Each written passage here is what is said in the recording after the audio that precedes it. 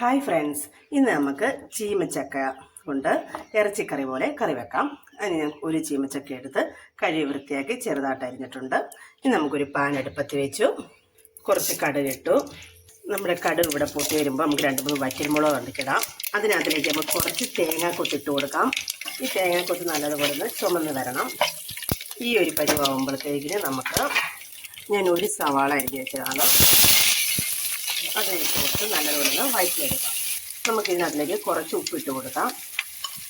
ഇനി നമ്മുടെ സവാള ഒന്ന് വാടി വരണം. നമ്മുടെ സവാളയൊക്കെ ഈ ഒരു പരുവത്തിൽ മതി. ഇനി നമുക്കിതിനകത്തിലേക്ക് മസാല ഇട്ട് കൊടുക്കാം. കുറച്ച് മഞ്ഞൾപ്പൊടി, ഞാൻ 1 സ്പൂൺ മല്ലിപ്പൊടി എടുത്തിട്ടുണ്ട്, 1/2 സ്പൂൺ മുളക് പൊടി, പിന്നെ ഒരു നുള്ള് ഉലുവാപ്പൊടി.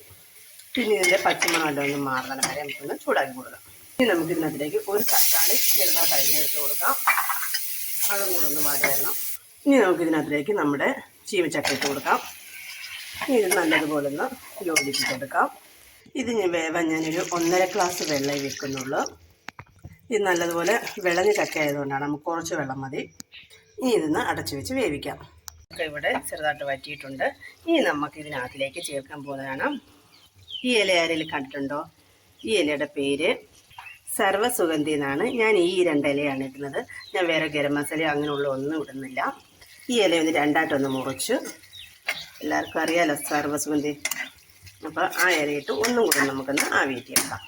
ഇനി നമുക്ക് മൂടിയൊക്കെ ഒന്ന് മാറ്റി ഒന്നും കൂടെ ഒന്ന് ഇളക്കി കൊടുക്കാം.